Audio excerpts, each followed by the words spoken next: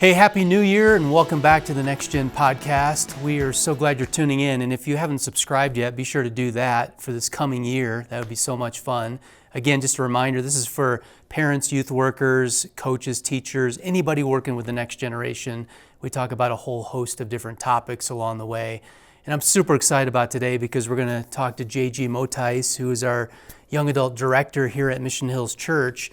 And we're talking about a critical issue as it relates to his ministry in particular, but it touches everybody, is so many high school graduates are leaving their faith or they're leaving the church for a variety of reasons. And we want to figure out what some solutions could be to come alongside of them and helping them hold on to Jesus during these critical years. So welcome to the podcast, JG. Yeah, thanks, Jeff. I'm super excited to be here. Yeah, this is going to be a fun dialogue. We're going to kind of go back and forth. We might disagree every now and then, but I'm so excited because this probably touches you somehow. If you're a youth worker, you probably know some students who have graduated from your program, or maybe you're both the youth worker and the young adult, pastor, and you're trying to do both jobs at the same time. By the way, side note, hire two different people. Don't make them do the same thing. Been there, done that. But you probably know some students, and if you're a parent listening in, you might even have your own child who you're experiencing right now who's kind of walked away from their faith. They're not engaged in a Bible-believing, gospel-centered church, and you want some solutions about that. So hopefully some of our dialogue will help bridge that gap. So, the stats are not good. We know this. Yeah, it's funny that you bring this up because honestly, like we talked about before this is a conversation that you and I have had in your office, yes, or on the way to lunch or at coffee so many times as we're like, how do we figure this out? Yeah. So it's something that we have felt constantly, right, not just a topic we came up with, because a lot of these stats we see in our own ministry too. Yeah. So. And I'm a little older than you are, but this conversation's been happening for decades. Yeah. This is not a new dialogue. The terms have changed, maybe deconstructionism and all these big terms that are thrown around, but it's the same issue. It's how do we lay a firm foundation with kids before they graduate from high school so they hang on to their faith and the church and Jesus and all these things. And so, just to throw out some statistics that we say that all the time, the stats aren't good, but what are the actual stats? Do we actually, are we making stuff up, or are we, Lifeway Publishing, they do their own statistics, and Barna Research, of course, but somewhere between that 60 to 75% range is where everyone's saying that kids are leaving their faith. Like 60 to 75% are leaving their faith, or they're disconnected from the church when they graduate. And we know that they go to a variety of places. I mean, it might be a gap year, it might be college, it might be something else, and there a lot of them are in your ministry, So maybe give a picture of, who is in your ministry and how does this affect them? Right, because I think when we say young adults, you might be thinking, oh, that's a new category for me. Are you talking about like young adult fiction, so like kids novels, right, and stuff like that? No, when we say young adults, most people would say anywhere from 18 to, some people cut it off at 25, but I think we know the developmental task of stuff that happens in young adulthood is going till about 30, right, anyway. So anybody sort of in that age group, but you've got a lot happening in that bucket because you've got college students who have left home and are in a residential university. Yep. You've also got college students who are doing community college and are at home. You've got people who are doing trade schools and are still at home. You got people who just left, started working, got an apartment. So you got everything that's there, and we see all of that here at Mission Hills. Yep. And then also within young adults, which we're not talking about as much today, but certainly relevant, is everybody who just got their first job and they just moved to a new city, which is a huge for us in Denver.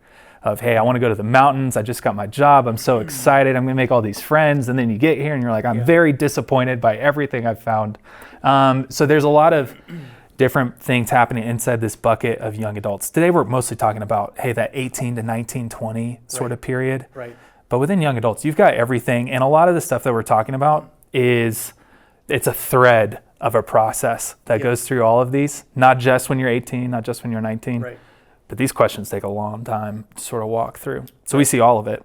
Yep. And our ministry looks like all of those people. So what do you think some of the reasons are that young adults or that specific age bracket of 17, 18, 19, 20 are walking away from their faith or not engaged in a Bible-believing, gospel-centered church when they graduate from high school. Absolutely. Well, I think, so there's a lot that we've seen in the data, in the research around the developmental task that's happening right here. Yeah. It's like, it doesn't matter what school you go to. If you study human development, you're studying how Erickson says, hey, there's these stages of development, and from 13 to 21, you're solving the task of identity versus confusion. Like, who am I? Yeah. What am I like? What do I do? And it's shocking that task extends all the way to your early 20s. Yeah. So a big part of that is figuring out, what do I keep and what do I leave Right. from what I was raised with? Right. What feels like, hey, this is really a part of my identity, and what feels like, hey, this is just something that was around as Right. I grew up. Yeah. So it's like this great sifting through a filter of like, Yeah. what feels like this is a core part of me that I keep around forever, Yeah. versus what feels like it belongs to somebody else. And now that I'm no longer under somebody else's rule and I'm making my own decisions, Yeah. do I get to leave behind? Right. So that's the huge piece. And it has so many different, it displays itself in so many different ways, but that's the core thing. Like, your young adult is working on something. Yes. And if they've left their faith, they've decided, that's actually not me, Right. that's yours and not mine. Right. So I'm going to go figure out what mine actually is. Yeah, I don't know if that makes sense. That's so good, because what I love to tell parents, and I am a parent and have some kids in this age bracket, but in my classes at Mission Hills and other places, is just, I would lean in and say there are three things going on. There's identity, autonomy, and belonging. There's that identity piece. Who am I? Yeah. And we could talk about that for a long time. But then there's the, do my choices matter? And as an older adult, of course, your choices matter. Right. But this might be helpful for parents or youth workers. Like, we intuitively know these things, but we don't have a place to hang our hats, so to speak. Mm-hmm. And just to put some terms and go, oh yeah, that's what I'm, and this autonomy piece is where most of the arguments take place at home. They're fighting for their independence. And so whether it's curfew or phone usage or car usage or whatever it is, then they really want their independence. They head off out of high school, and now I'm going to choose my own faith. I'm going to choose my own belief system, because you're right. They never maybe had it to be theirs to begin with. And then that third part is identity, autonomy, and belonging. Yeah. And that piece is so important, and I really lean in on parents, and they don't like me very much about it sometimes, is I say, do you love your child just for being your child? Or is it based on performance and what they do? So I say goals and grades. Is it performing on the athletic field and the grades that they get? Or is it, you just love them because they exist? Yeah. Uh-huh. And if that foundation isn't laid early on, when they graduate and they're fully on their own, at least they think they are, then it's a house of cards that's going to fall down. Mm-hmm. So just an application point maybe right here to keep our audience engaged is just to lean in and say, man, is your faith authentic? Yeah. As parents or youth workers, like we play the parts, but we're kind of chameleon-like. Mm-hmm. But is it really real? Does that bring anything else to mind with what's going on in what you're experiencing, seeing? No, I think so. I think especially the way you said it, of like, is this real? Because it feels like the three things that you just brought up, there's like a central, in terms of what it feels like as a parent or a youth worker, somebody who is engaged and really close in life to these young adults, is all three of those just feel like testing. Yes. They just feel like prodding and like pushing the envelope of like, how far can I push this? Right. Do I really belong with you? Or do I belong with these people? Yeah. Is this who I am, or is this not? So there's all this testing of like, hey, is this real? Right. And I think as you say it, in terms of us looking in the mirror more than out the window and saying like, yeah, parents need to get together, or like youth workers need to get together. For all of us looking in the mirror, if we want to engage and reach a young adult, you have to look and see, hey, is my life being transformed by Jesus? Yeah. Not, is church a part of our rhythm and a part of our habits? Yes, that's a big part of things. Yeah. And that's a natural outflow of your life being transformed by Jesus. But that's the thing. That's what they're trying to test and see. Right. Of not like, is this a habit I want to keep going? Or is this like a regular calendar event that I want to keep going in adulthood. They're like, are we really being transformed? Are we who we say we are? Yeah. A lot of people have said it the same or a little different, but Ruth Haley Barton says the greatest gift we can give to anybody else is our transforming self, becoming transformed more like Jesus. Oh, wow. Which is one of those things that sort of like Yeah. simplifies everything. Right. Of what's the greatest gift you can give your child right now. Right. Yes, better questions would help, or knowing something about the questions they ask, but the best gift you can give to your child is your currently transforming, growing self with Jesus. That's the thing, when they test it, they're going to find something real and not just keep going and testing things. I don't know how you would feel about that as a parent yourself. Right. Yes. So those parents who are listening in who have high schoolers who haven't quite made that transition yet, that's a great question. I mean, it's true the course of our whole lives down the road. If they get married and have kids and you're a grandparent, it's the same is still true. But a good question for all of us is, let's look in the mirror, and do we actually have a growing transformational relationship with Jesus? Are we doing the right habits that lead to that?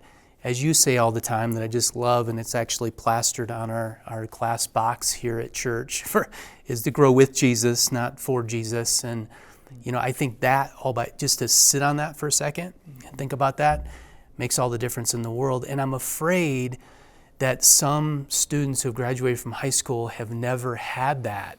And that might be one of the reasons why they're not hanging on to their own faith, because it's not been modeled to them. More is caught than taught, as we say. And if they've not caught their parent literally reading their Bible or praying or going to church and loving church, despite all of the mess, because we're all messy, we're all messed up, but then helping them navigate all those questions of what do you do when the church is messed up, made up of people that are not perfect, and how do you navigate that? I feel like, honestly, what you're bringing up is it's so easy. Man, if I was listening to this on the other side, I'd be so tempted to rush to, oh my gosh, that's why my kid's not going to follow Jesus the rest of their life. It's because I'm not a good enough Christian and I didn't do it right. And honestly, I think parents are so tired. And like you're very conscious of that, of like, not everything is a parent's fault. And sometimes we can accidentally communicate that. But that's why we talk about like, no, it's your transforming self is the greatest gift you can give. Not your completely matured, transformed self with a daily Bible habit that's so impressive. But is it growing? Is it currently growing? Are you currently growing? And are you doing it with Jesus, not out of a sense of like, I'll do this so he loves me. Because your kid's gonna catch on to that mentality too. So I would say confession time for me is, we've talked about this, again, you're right, coffee shops, in my office, you're out, whatever. We've dialogued about this but never recorded it, so this is going live with what our thoughts have been. But confession time is when I was a young youth pastor, young married but no kids, I used to put a lot of pressure on parents, and if the kid didn't turn out quite right, I thought it was the parent's fault. And if I changed my perspective on that, because we all have free will and our kids are fighting for their independence, especially high schoolers heading into young adult world, college world. And so I've taken the pressure more off of parents, put it more on the kids. They got to own their own faith. They got to own their own decisions and choices that they're making. They're influenced, of course, by us, by parents, by coaches and teachers. But it's just a little less pressure on the parents to go, you're a failure, you didn't do it. But we tell parents in child dedication here at our church, I'm sure other churches do too, that you are the best parent for your child. I know that because God chose you. So that puts a little pressure on early on, but the older they get, the more choices they're going to start to make. And I say, parents, don't beat yourselves up too much, but still pursue Jesus with everything you got. It's a both and. And maybe youth workers have some humility Sure. about it. Sure. It's just so easy to assume that. And as you shared that, it's one of those things where I pretended like, I've never thought that, but it's absolutely how I've thought about a lot of things. So I think some humility there will go a long way. I feel like, I don't know if you feel this way, but we've kind of tackled one giant foundational core piece in terms of, hey, this is what's happening. This is what your young adults were working on. This is maybe some like diagnosis and something we can do to address it. But there's lots of other stuff too. I mean, are there other things that you kind of see? Oh, for sure. Either in your own perspective as a parent or a ministry leader, where, hey, I see them doing this, and this takes them away from church. I see these things as pressures that pull them aside, because that's such a great core foundational piece of. Sure. Do they see a vibrant, transformational faith in the home, or from the pastors and leaders who love them well? Right. But there's other things too. Yep. It's not a simple solution. So what else? No, yeah. I mean, what else do you see? Yeah, a couple other things that obviously a lot's been written about this, a lot of books, a lot of things, is this false dichotomy of thinking that faith and science are opposites. Mm-hmm. And I think it's true, and I wonder what you're experiencing in young adult ministry here at Mission Hills, but with the conversations you're hearing about. But yeah, students go off to college and they sit with a brilliant PhD who wrote the book for the class in science, who isn't a believer, and they think, oh my gosh, evolution's true, therefore Christianity isn't, or some other big scientific issue. And the reality is, let me say something that might be new to some people. It's not a new concept, but it might be new to somebody listening, is the Bible is not primarily a science book. What? I'm just kidding. Shocker. Yeah. But it's not. But we've held on to that for so long, and we go, what about creation though? And I'm not going to get into minutia of all the details here, but like it's not primarily a science book about there's some order of things and how they were made, but not the details. Mm-hmm. And so there's some great Christian PhD scientists who've written a lot about this stuff that I think we can lean into. But here's the second part that's connected to that, of a reason why I think kids are losing their faith or walking away from the church, is they don't have safe space to doubt things. Yes. And ask questions. Mm-hmm. And what we end up doing as parents, and I know this because being a parent, been there, done that, got the t-shirt, they ask that question, whatever that question is, you fill in the blank, and you're like, oh my gosh, it just blew everything up. Yeah. It's faith and science, or gender issues, or social issues of the day, or what about social justice, or what about wars around the world, or whatever it is. It's like they don't have a safe place to ask those questions because they think it hinges on their faith. So I don't know, are you discovering that with college students, young adults who are in our ministry here, who are asking those questions? Yeah, I'm glad you brought it up, because it's the, like you mentioned, faith and science, this sort of like, do I choose one or the other, is it tension? But the underlying thing behind that, and questions about gender identity and sexuality and what can I trust, and is the Bible like dependable? Right. These big questions that they're asking, is that like, is it safe to doubt? Yeah, Can I ask a big question without everybody freaking out or just laying down the law with me? So in all of this, it kind of comes back to what we were talking about earlier with that task of identity, autonomy, belonging, this testing thing. Yeah. When your young adult brings to you, so if you're a parent and your young adult just sort of flippantly mentions somebody in their class having like a really troubling gender identity issue where it puts off alarm bells in your head, and you're like, well, what do you think about that? Your young adult's probably testing you, like a little drive-by, of like, are they safe to talk about these things? Yep. Or are they going to ignore that I said anything and never ask me about it? Yep. Or are you about to go off and tell me everything that I should be thinking or I should be doing? Right. Which I don't know if you've ever tried to tell a teenager what to do out of the blue. It doesn't go super well for you most times. Right. So it's that testing of like, is this a safe place?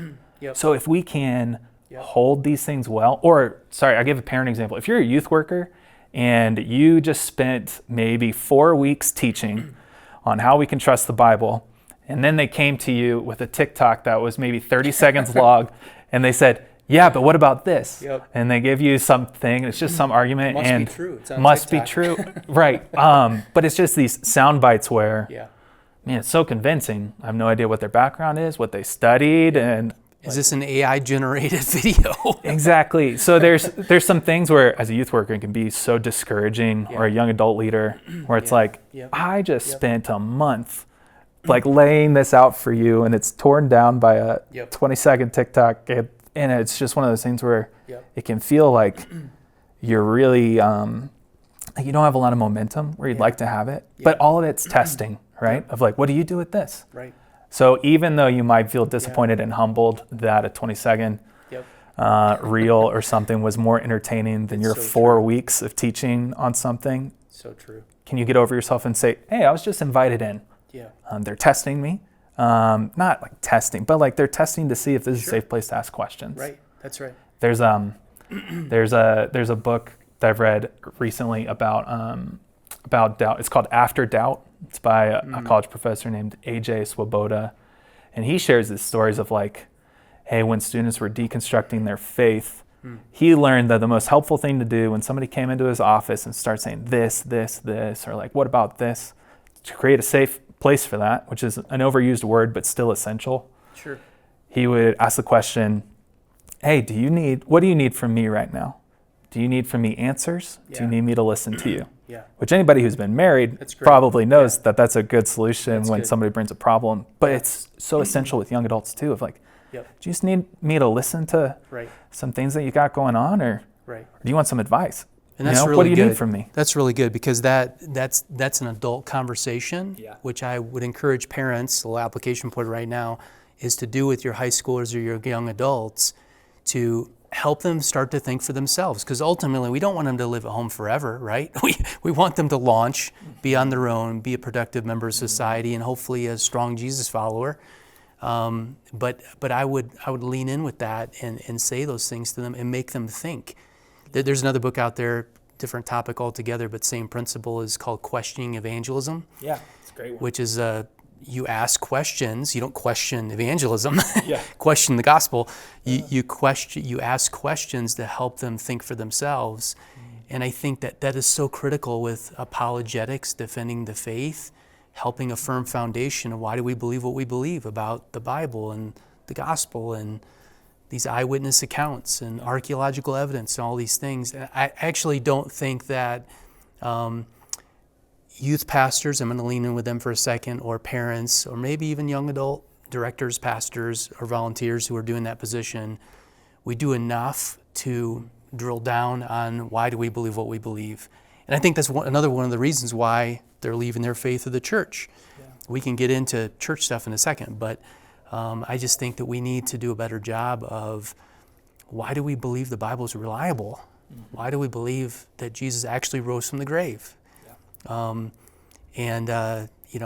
This is why I love to go to Israel and look at the archaeological things, because everything we've discovered in biblical lands affirms the Bible. And I don't think the next generation, most, know those things. They don't really know. It's, to your point, it's based on their parents' faith because they said so. Another little tip for parents or youth workers is that I think there's a pocket probably listening to this podcast that I might offend right now. That's okay. We'll lean in. We got to get rid of the whole notion of as soon as they ask that question, whatever it is, fill in the blank, they don't have a really safe place to ask it, but they ask it. And our answer is, but the Bible says X, Y, and Z, end of case, period. Don't ever ask that question again. We have got to not do that anymore, because that does not help them wrestle with their own faith and own it. That just, because the Bible says so, that's it. Yeah. End of discussion. We need to have discussions. We got to talk about it. We can't just say, well, yeah, let me point to 3 verses and that solves the issue. It probably doesn't. By the way, the disciples wrestle with the same things. Yeah. They question it, and let me remind you, everybody, that even after Jesus rose from the grave, the disciples came to him, Matthew chapter 28. He's given them what's called the Great Commission, go into all the world, tell everybody I'm alive now, the gospel message. But the Bible says that some of his closest disciples doubted. So in that moment, I'm thinking, what? Yeah. Like Thomas touched him and all, like he's alive. You can hug him. You've been with him for a long period of time, but some doubted something. And that gives me hope that if I'm doubting something, it's okay. Yeah. Doesn't make my whole faith fall apart. Right. It just makes me, be more aware of the things I'm doubting. What else comes to your mind of why students are leaving their faith or leaving the church? Well, you kind of hinted at it in terms of what's going on in church. Like, what do they see here that they want no part of? Okay, let's go there anymore. So we kind of touched on the developmental task that's happening, which is kind of a thread through all of this. Safety and asking big questions. But then, honestly, there's a lot of people looking at the church and the cultural engagement around the church and saying, you know what, actually, church is a really harmful place. And it's maybe they got friends who are saying like, oh, that's like a really bigoted like place to be, and it's full of people who are hateful and who do nothing but create offense against other people. So that like you can, if you imagine what it's like to be in your young adult's shoes and to see and hear these things all the time, and then you show up on Sunday and you're primed. You're just like, well, where is it here? Or is it true? So there's some places where, and honestly, young adults are going to respond in two ways typically. They're either going to start questioning a lot, or they're going to become kind of militantly super in, or even like really accept it and be like, no, church is this, and they become this like culture warrior that you never asked them to be, but it feels like there's two options of like, well, I'm just gonna, I'm gonna go to war for this, and I'm gonna really, and it's sort of like we don't want either for our young adults. So we see this thing in church. So I wonder what you see too in terms of what are some specific things that young adults typically have a problem with church and Jesus following communities, where they're like, I don't know if I can be a part of this because you say this or you do this. I'll acknowledge two things that are absolutely true, and so I won't even fight them. They're actually true. Is we are hypocrites. So the acknowledgement that all the church are a bunch of hypocrites. We are because we're imperfect human beings, and as the joke goes, like if you want, don't go to another church, it won't be perfect anymore. It's like because we're all imperfect. But that. And then the other layer is, I think sometimes, and this happens in bigger churches and smaller churches probably, but you don't know, you watch the leadership from a distance, you don't know them up close, but everybody's connected to everybody in relationship. We know this at Mission Hills, and we know it at other churches, and the bigger the church, the more this happens. There are decisions that are made that not everybody knows all the details about. And my encouragement is, whether you're wrestling with your faith right now, maybe you're tuning in, you're a young adult college student, you're listening to this podcast and you've hung in there, way to go, thanks for tuning in. But maybe you're wrestling with these things and you're like, but I don't understand that decision that was made, and it involves another person that you have a relationship with, and they're not on staff, or some vision decision for the church. And I would just encourage to push pause, because there's always more to the story. There's always more to the story. That's true in relationships. That's true. And as soon as you think you know maybe everything, maybe you ought to ask more questions. And you may not get the answers you want or any answers at all, but just sort of, that helps you extend more grace when you realize that you may not have the whole story. And you think you do. You think you got the angle because you've heard it from one side. But I think one of the reasons that people leave the church, not just high schoolers or young adults, but adults, is because of leadership decisions that happened in the church, and they don't have the whole story, but they were relationally connected to people who think they did, and it just makes them messy. But I would say that most Bible-believing, gospel-centered churches, pastors and leaders are doing the best they can. They're making the best decisions they can, and you got to trust those decisions that are made. But even with somebody that has left their faith, and you drill down and they feel safe enough to have that conversation, I'm sure you've experienced this and you may have some stories to share, JG, but is it, if you have that safe place and they open up to you and you ask, why did you leave your faith? Why aren't you close to Jesus? Why aren't you involved in a church? One of the answers could be is because I was burned somewhere back there. Maybe it was last year, maybe it was 10 years ago. And I can't get over it. And I would just say, man, we've all been there. We've all been burned, hurt by the church. It's an imperfect group that's trying to live on mission for Jesus. And so, to put it bluntly, I would say, let's cut all of ourselves some slack, extend some more grace, because I really do believe that most leaders, most Christian leaders leading the church are doing the best they can, and they don't always make the right decisions. I could say more about that, but any stories come to mind of maybe people you've run across or young adults where that's their story? They've been hurt by the church and they don't know what to do with that. And that's one of the reasons why they're not coming back. No, yeah. I'm thinking of so many right now, which is honestly like a sobering moment as I think of these conversations, but they kind of fall into two categories of like, there are stories of failure. So I think of people who've left the church because they had 4 youth pastors in 2 years. And some of those were really hard and complicated departures where they needed to go. Not always like a great, like, I'm going to go take my dream job. But so there's that situation that's very real.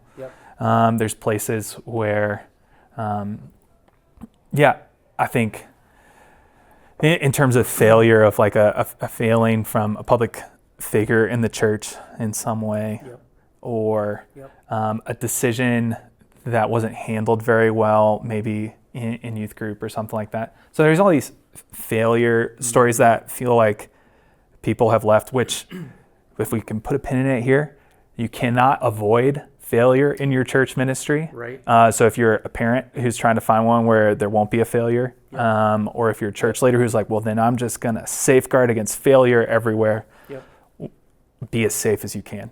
Like do anything you can to prevent it. But know that, hey, it's kind of baked in. It will happen. Like you said, we're hypocrites and we're broken and we're sinful.